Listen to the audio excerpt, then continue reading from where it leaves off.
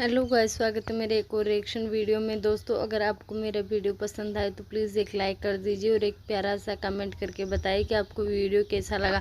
तो आज हम बात करने वाले हैं स्नैपी गर्ल्स के बारे में।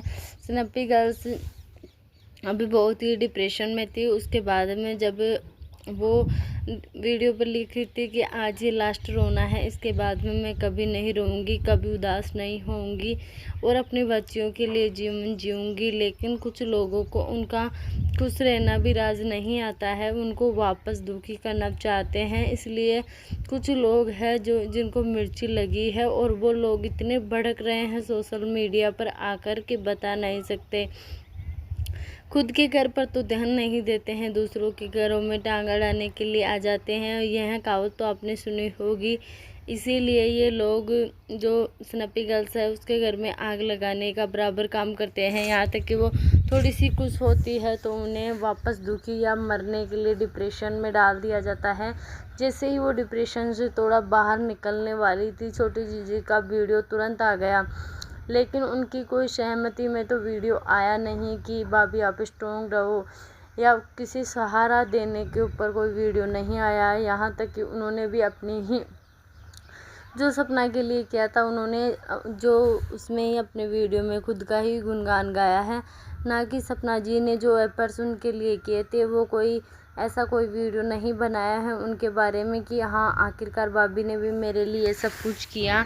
और वो बोल रही थी कि आपको कुछ भी करो, कितना भी रो, कितना भी कुछ करो, मुझे कोई फ़र्क नहीं पड़ता है। रियली अंशु, तुम्हें कोई फ़र्क नहीं पड़ता है। जब आप दोनों जुदा हो गए थे, जब आप दोनों की हालत कितनी बुरी हो गई थी, आपको तो सोशल मीडिया पर बेस्ट ननद भाभी की जोड़ी माना जाता था।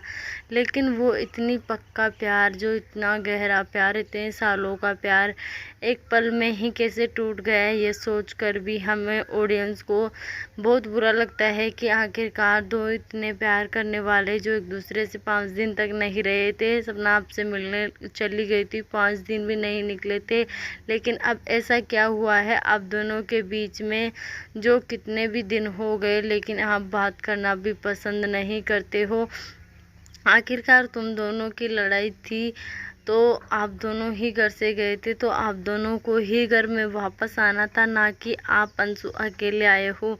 आप भाभी को भी घर से बाहर निकलवा कर गए थे तो भाभी को भी लेकर आते, और भाभी ने आपको बहुत साथ दिया है। यहाँ तक कि आपकी बढ़ती उम्र में हम किसी को, अपने मम्मी पापा को भी नहीं बता सकते हैं वो चीज़ें आपने भाभी के साथ शेयर की होगी, क्योंकि भाभी एक ऐसा सहारा है जो हमारे फ्रेंड्स की तरह भी रहती है, हमें डांटती भी है, आगे भी बढ़ने का जो कि चीज़ें सिखाती है बहुत सारी बढ़ती हुई उम्र को लेकर। तो आपकी भाभी ने भी आपका बहुत ख्याल रखा है, आपको बहुत समझाया, मोटिवेट भी किया है। यहाँ तक कि आपने भी उनका साथ दिया है जबकि वो डिप्रेशन में होती थी, जब तक उनके दोनों हस्बैंड जो ख़त्म हो चुके थे उनकी याद में उसकी कितनी बुरी हालत हो गई थी, तो आपने भी उनको संभाला है। ऐसा नहीं कि उन्होंने ही आपको संभाला, दोनों ने ही एक दूसरे को संभाला है। लेकिन अब इस मुश्किल वक्त में जब सपना जी ने अपने बाल ही काट दिए हैं तो आपको थोड़ी सी तो दया आनी चाहिए थी। यहाँ तक कि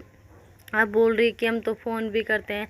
सपना जी अपने वीडियो में जब गई थी, जब बोल के गई थी कि अंकल आंटी जी आप आ जाना मेरे पास, फ़ोन करते रहना, दोनों बच्चियों को वीडियो कॉल कर लेना, लेकिन आप लोग करते ही नहीं हो तो वो कैसे करेगी। और तुरंत आपके जाने के बाद अंकल जी का वीडियो आ गया जिसमें तुमने रो रो कर जो ये बातें कहलवाई है अंकल जी से, उनको सुनकर सपना को बहुत दुख हुआ कि उन्होंने अपने बाल ही काट दिए, जो इतने प्यारे, इतने सुंदर दिखते थे।